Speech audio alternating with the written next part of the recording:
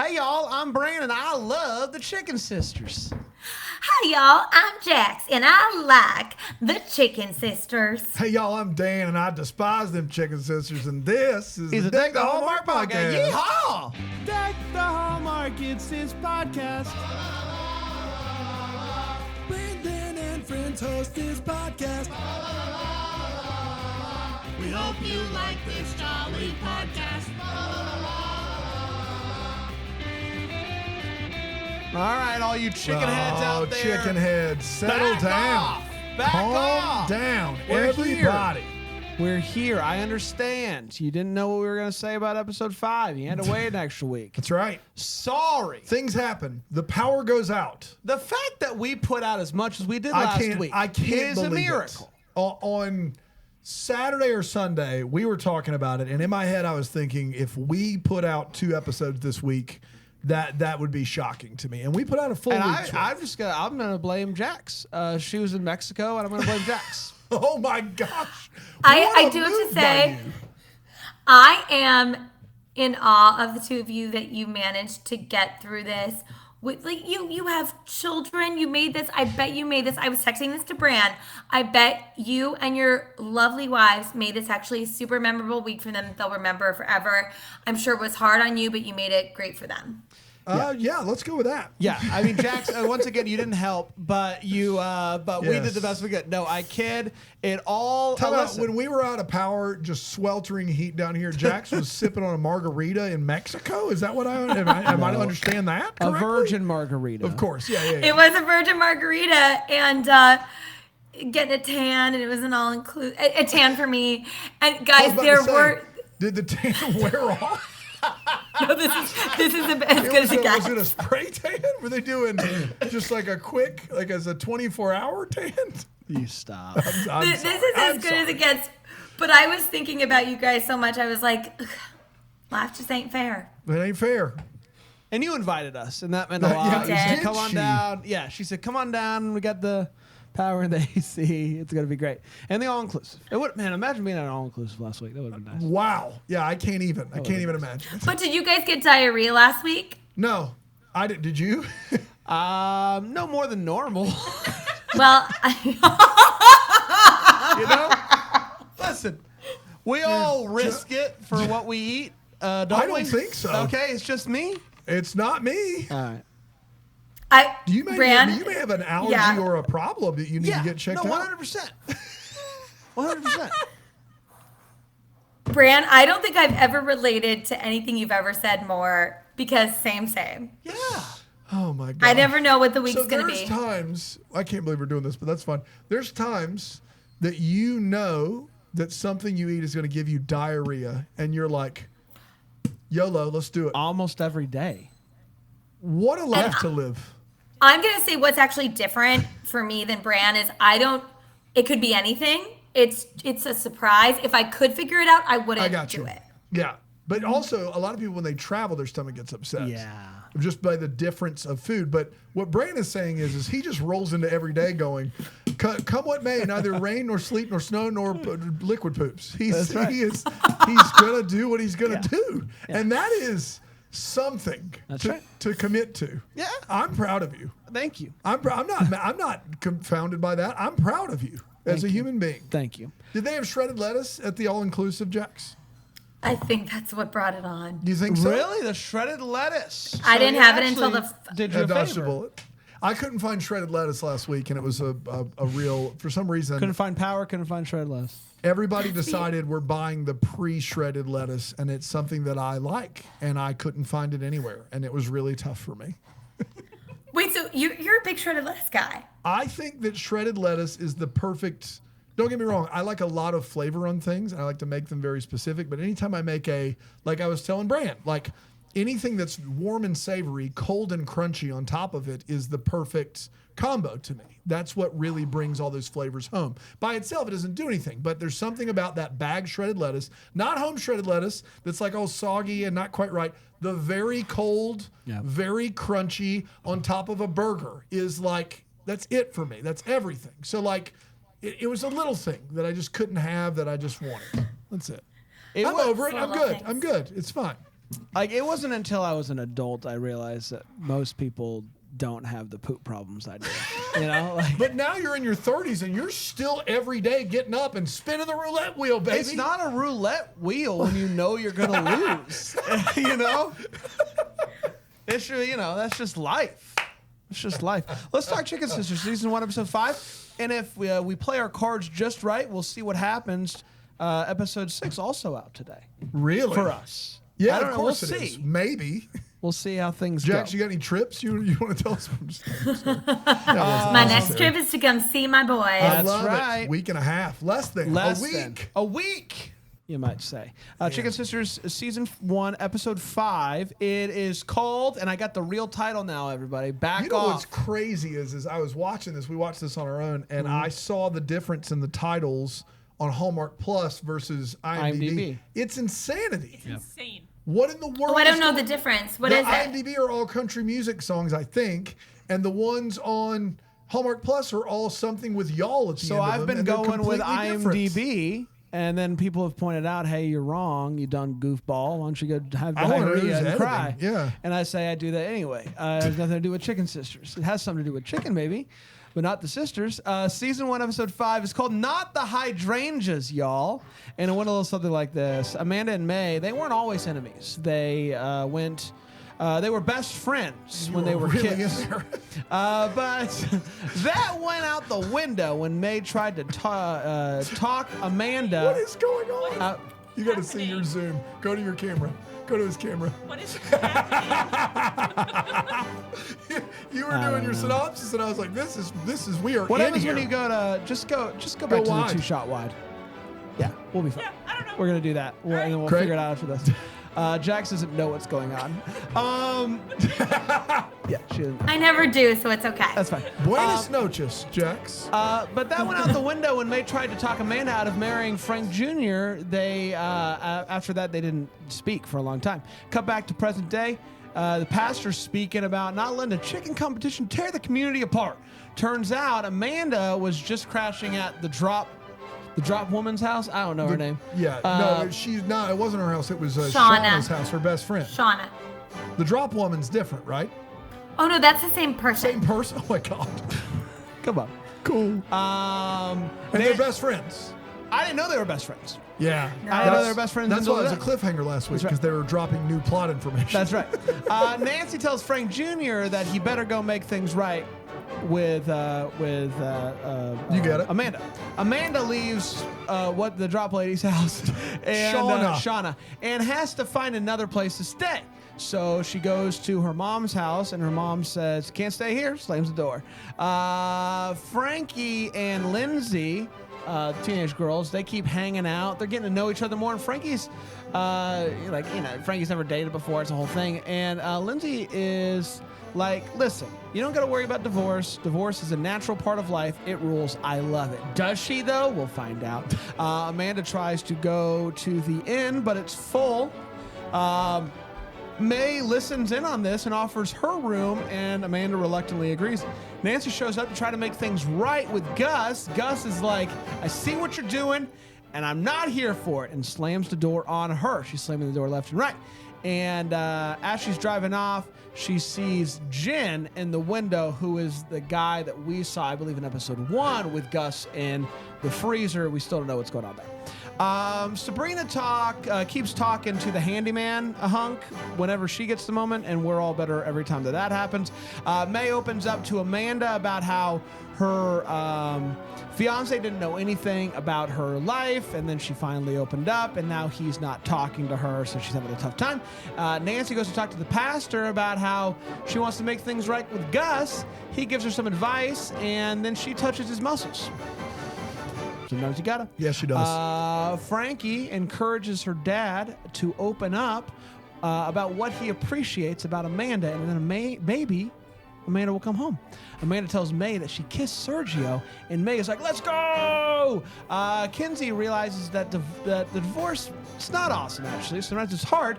Her dad didn't show up for a Zoom call with her, and so Sabrina comes in and comforts her and gives her some motherly advice. Amanda wakes up in the middle of the night hearing May cry, and she goes over to comfort her, and May says that she has ruined everything.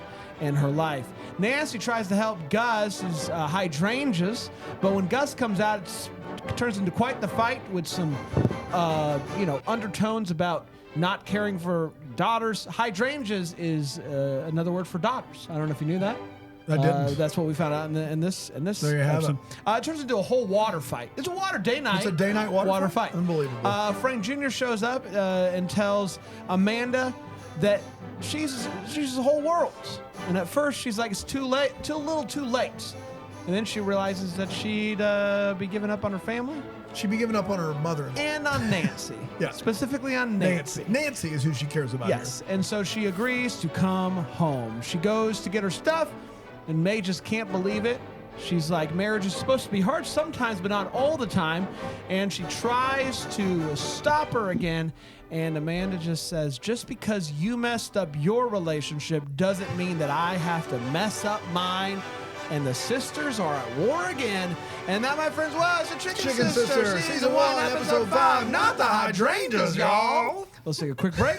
We'll come back. We'll get to the wait, what, and nope. We'll get to the feet.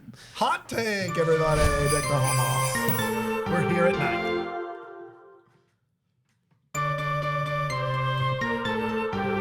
Hello, everybody. Welcome back. Hopefully you're doing well. It is time to talk about Season 1, Episode 5 of the Chicken Sisters, not the Hydrangeas. Y'all, it's time for the hot takes where we share exactly how we felt about this episode. And I will start with you, Jax. Oh, Alex just made a Alex, appearance back there. They say hi. Shout out to my boy Alex. Hey. He's getting an orchid. Okay, so okay, bye. No hydrangeas. Getting his no hydrangeas here. Orchid. I got you. Got it. That's what we do at 8:45 on a Sunday. Okay, so I don't know if I'm just like in that romantic in love phase of Chicken Sisters, but I think this is the best episode yet. I think Dan just gave me the look, so I must be, in this like really like dreamlike state. What was your sure did. I missed your look. I kind of went down like this and just did this. Yes, but I sensed it. Okay. And look, the acting they gave me. Brian did the same thing in the Apple Hill episode. He was like, "I hate that I'm going to defend this movie because I know Dan's going to rip it a new one," and I'm like, give me a chance over here. You don't know. No, you're right. No, look, I just know I am being such a stan, such a fangirl for this show because they gave me exactly what I wanted, which was beautiful sister content with May and Amanda. Mm-hmm. This was like one of the best acted scenes I've ever seen on Hallmark. The pillow fights, the like jump in like the potato sack race, the teasing about Sergio and the kissing, and then all the heartfelt, vulnerable moments where they're really connecting.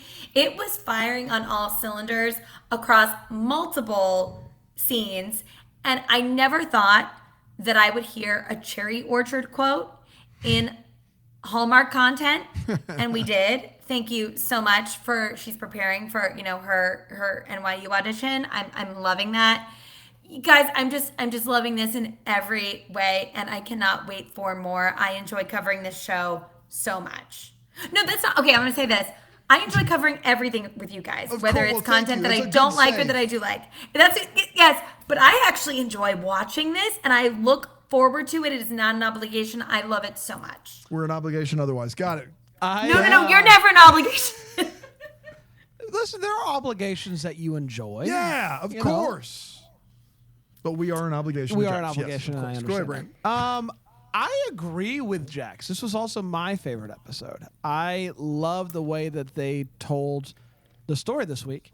I agree. I love the sister content in this episode. This episode, more than any of the other episodes so far, is giving me some Gilmore Girl vibes. And one of the frustrating things about Gilmore Girls, a show that I absolutely adore, is the swings between the relationship between Rory and Lorelai happen. And it's like they're best friends one moment, and then they hate each other, and you're like, oh my gosh, just get over it. And when these two are together and they are getting along in this episode, oh, so good. It's just fantastic. And not surprised to see the swing back, though, to the to where we ended in this episode, and I'm still very excited to see where it goes. I just think that there are some great characters in this show. And unlike with When Calls to Heart, it's like not only does nothing happen in the show, but I also don't care about any of the characters. It's a double whammy. And so with this show, with this episode, it's a lot of just sisters hanging out. And if the characters weren't as good as they are, it could have been easily a boring episode, but it wasn't. And that says a lot about these two characters and these two actors, of course. So really liked it. Dano? This is by far the best episode of this television program. It's not even particularly close. It is grounded character development with amazing performances almost across the board, with an exception that I'd love to ask Jax about in one of our later segments.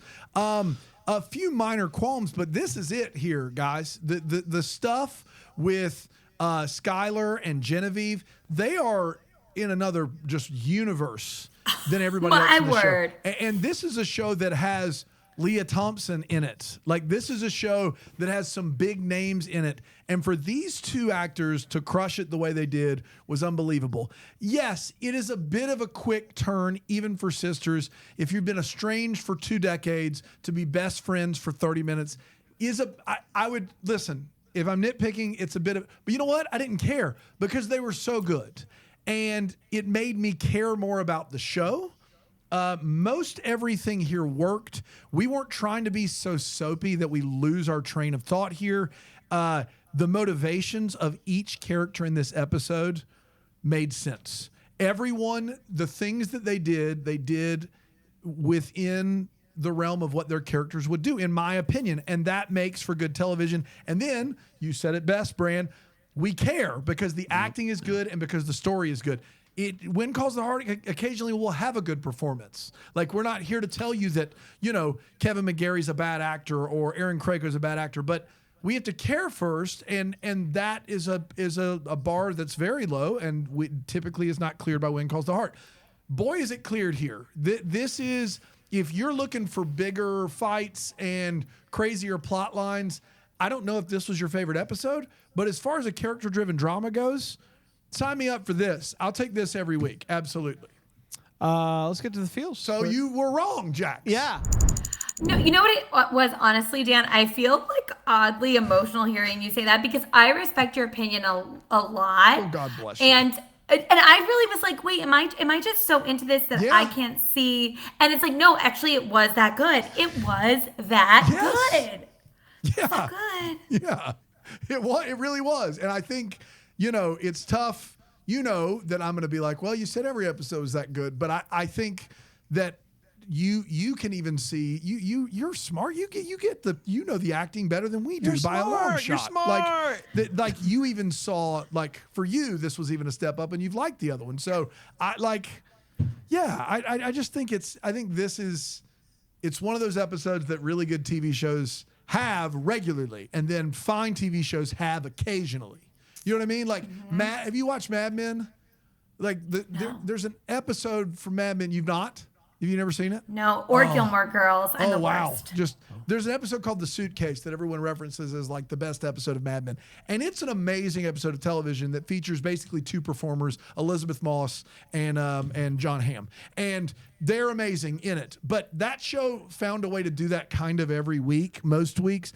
And then shows that are more not swinging for an Emmy, when they can do this, like the way Home did it, I think in one episode of the first season where it was like, wow, we didn't need to have big plot movements. We just had like core emotional stuff happening here, and it was great.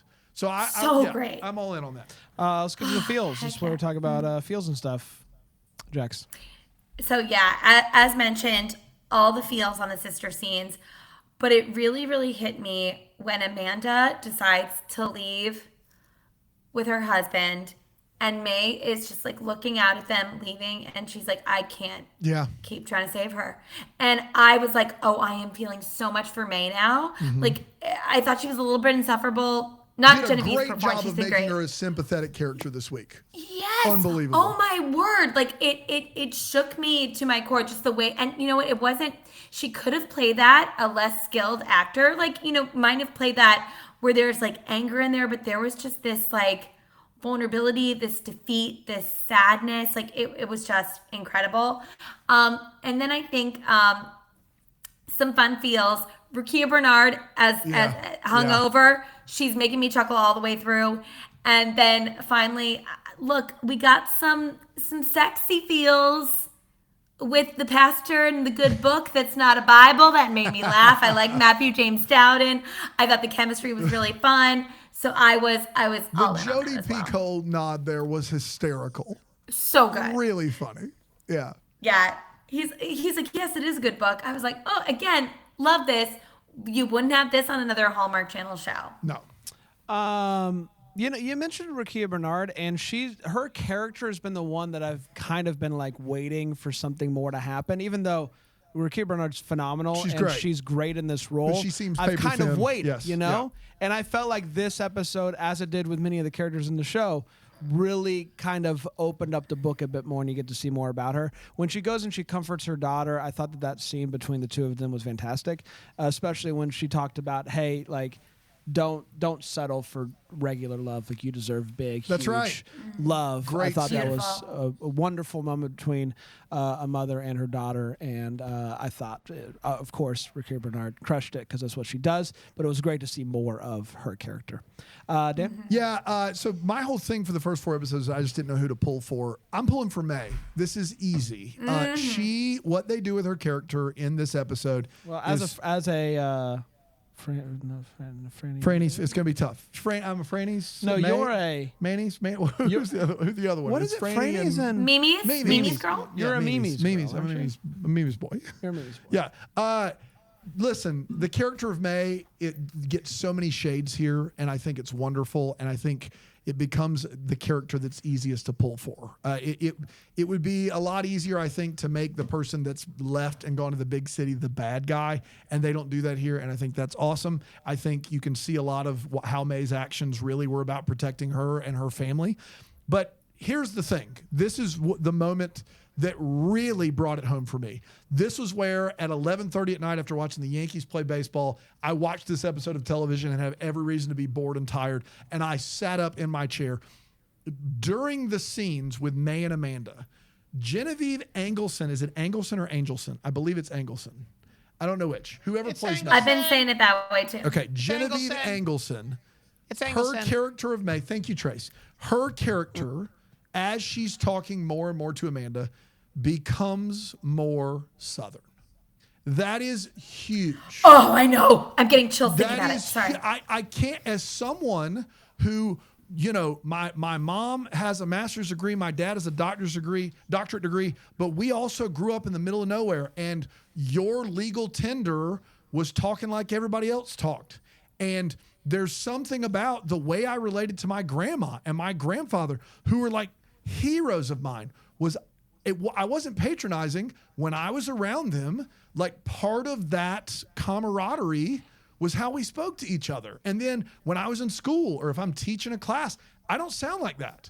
And for her to go right back into that was not just a beautiful acting choice, but was so real to life. Like, you're starting to be kids again. You're starting to have this connection that goes deeper than your education or what you think you should sound like. And that code switch happens. And it is a beautiful moment of authenticity that I loved so, so dearly. And she crushed it. She was so good.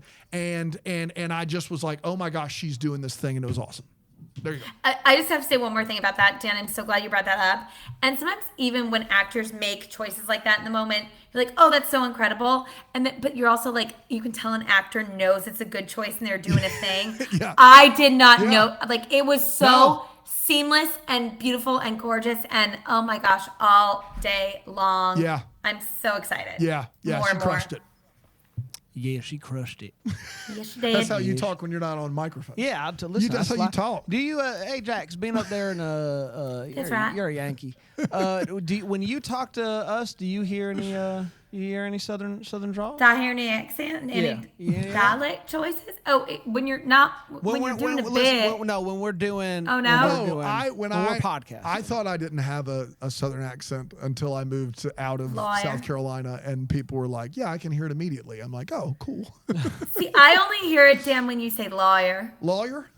Lawyer. There's nothing I can do. Lawyer. There's nothing I can do. What about? And that's all.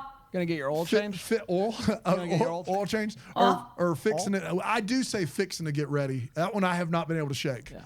I like I'm that. Fixing to get ready, which is like you're about to prepare to get ready to do whatever you're supposed to. Fixing to get ready. It's like 3 steps removed from doing that. But you can't just. No one can just get ready. Fixing to. No, you got it. I'm fixing to get ready. Everybody knows the biggest part of getting ready is just getting out of bed. Yeah. You know, you lay in bed and you're like, okay, here it comes. That's fixing to get ready. That's the big part. Let's take a quick break. We'll come back with the way one, the what, the Hallmark. You're on. Deck the Hallmark.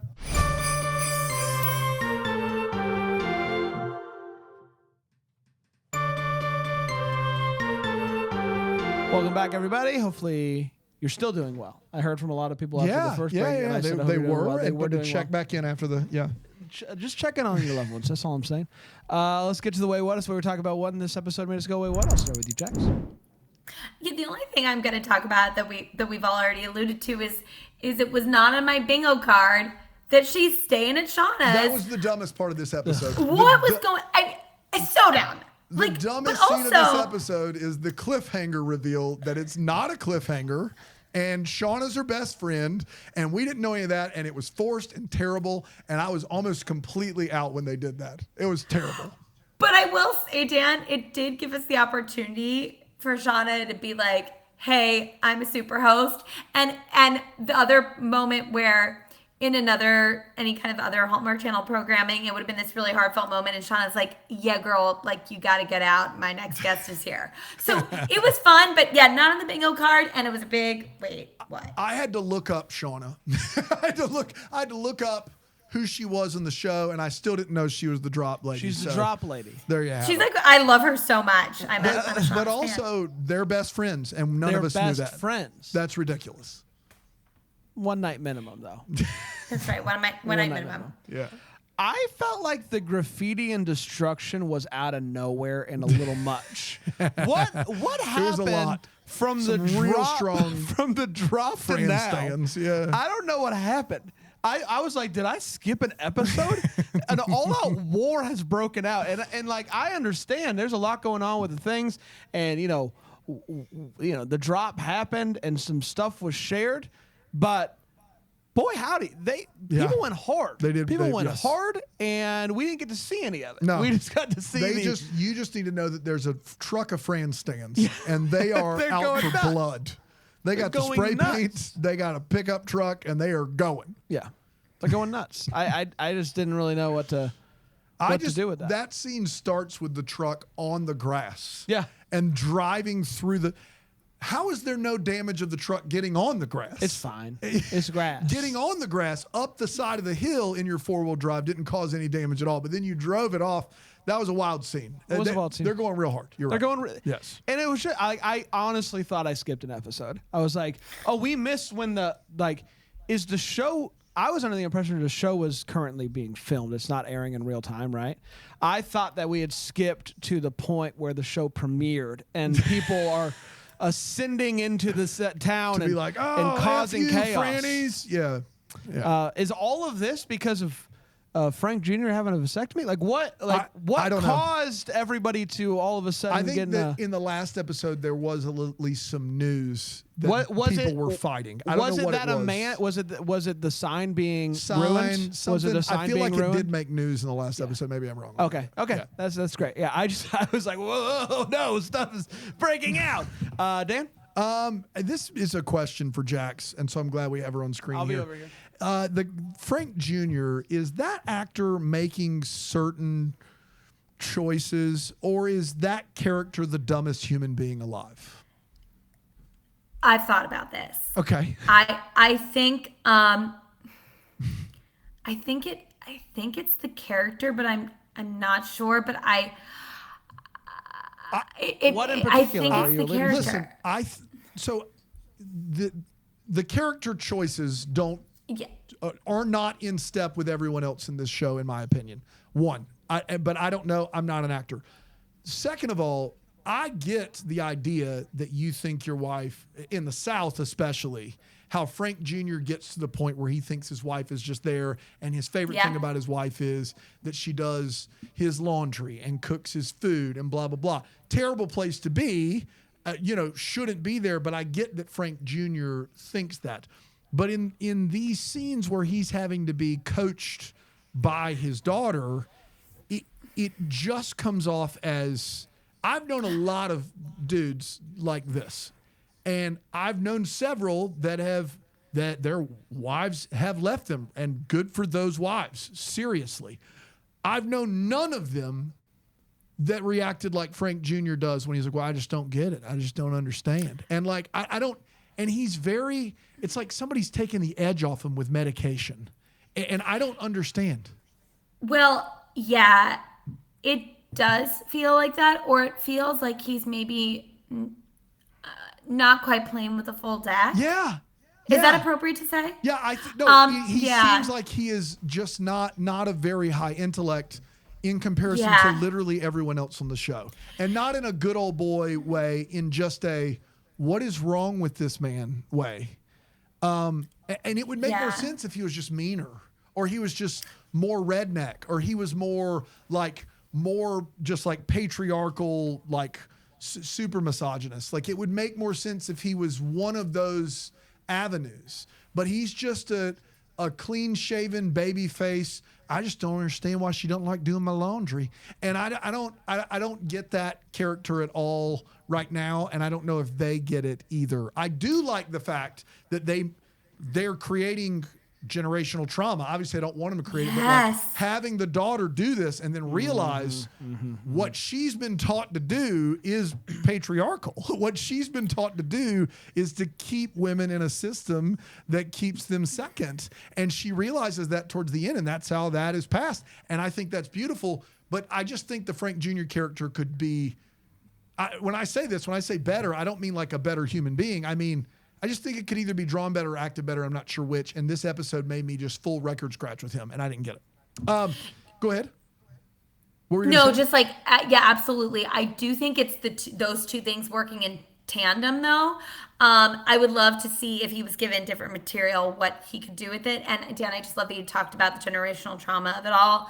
I think seeing that moment, especially with the daughter and May, where the daughter's confused, like, wait, why wouldn't you want this? And then her being like, oh, this is why you wouldn't want this. Because my mom's in the kitchen, my dad's sitting with the beer. This is just what it is. Like, it was so good. So good. Chicken Sisters, I love you. Yeah, great show. And then the other one I had was Amanda decides to go back to Frank Jr. And the narrator says this, not because to keep her family together for her daughter, but because if she doesn't, she'll lose her mother-in-law. That's basically like my daughter's going to be fine. She's just a very impressionable teenager. But if I don't go back to Frank Jr., then I can't hang out with Leah Thompson anymore. And that girl's got wisdom. Dan, I'm not going to lie. I loved it. I was like, these two love each other so much. Like, why don't they... to hear her basically just schlep off her kid in favor of her deadbeat husband's mom, which is wild to me. Yeah. A lot of people in the comments are like, he's a mama's boy. He's blah, blah. Guys, I get that. I get what they're trying to do with him. I just don't think that they're accomplishing it with any teeth, which that character would have teeth. Just would, in my opinion. It's time for What the Hallmark is, where we wonder what could have been. Maybe it was clear to the questions we still have. What are we still wondering about? No, wait. Sorry. No, there's no What the Hallmark so here. It's this really important segment it called is chicken or fried. Jax, are you chicken or are you fried this week? And you can only pick one this week. You're right. I'm putting a limit on you. Can't do both. I'm fried. I'm fired up. I can't wait for next week. I also want to know why the dad did not show up on the Zoom. Is he dead? What's going on? Yeah, didn't show up. Even respond. That's the chicken of the week. He's a chicken. He's not the chicken. I'm chicken because of Cardi Wong's character. I'm nervous. Yeah. This show is teasing it They're not giving us a lot of what's going on there. Aside from we get the scene in the freezer, which doesn't show us anything. Yep. We see him in her house today in the window, and Nancy clocks that. We also see him at church with his family, and so I think there's lots of theories out there about what's going on there. Yep. And I think maybe we jumped to the "they're together" We did thing hastily, But I will just say I'm worried that when it finally does come out as to what's happening, it's going to be disappointing. And maybe that's just I am too. I've seen a lot of shows here on Hallmark, and I've been disappointed a lot in Revelations and some. But so far, the show's done a good job of not disappointing me. So we'll see. Thank you so much for that, Alonzo. That is accurate. Kylie tickets on Wednesday morning. We will make sure that we mark that down. But you have to get the Kylie tickets. I am fried based upon purely Wednesday morning Kylie tickets. Well, that's the only thing. That's the thing. Really, people aren't thinking about they're that. They're not thinking about it. They're not thinking about Kylie. Yeah, Mimi's as well. That goes without saying. It's time for Chicken of the Week. Dan, who do we have today? Beverly is who we have this week. Beverly. That's right, Beverly. And it's sent in as Beverly. Are you okay? Well, the thing about Kylie is if you wait. If you don't get Kylie tickets on Wednesday, you're never going to get them. Sorry. Yeah.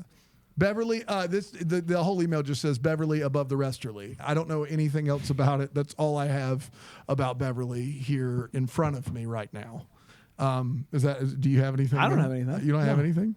No. All right, what was that? No, you're getting it all wrong. You're getting it all wrong. I'm getting it all wrong? Yeah. What does that mean? It's Beevnally.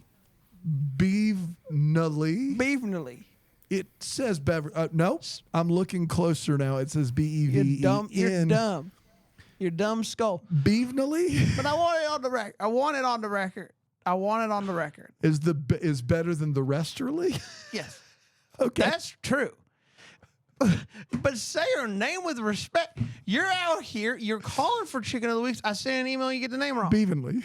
I don't know why I thought it was Beverly. I'm sorry. It was an N, not an R. Nothing I can do about it. She's a good chicken. She's a good chicken. She's better than the rest of her. She's 1430. She's 1430 years old. So that's where we're at. She's 1430. Sorry, 14 going on 30. I hate that. Yeah, wise. All right, we did, everybody. We're going to go. See you next time for another one. Until then, we're the first to wish you a Merry Christmas. Deck the Hallmark's a Bramble Jam podcast is produced by Aaron Shea. For more information on Deck the Hallmark, you can go to deckthehallmark.com. For more information on the Deck the Hallmark family, you can go to bramblejamplus.com. Deck the Hallmark is presented by Philo TV. For a free trial of Philo, go to philo.tv/DTH.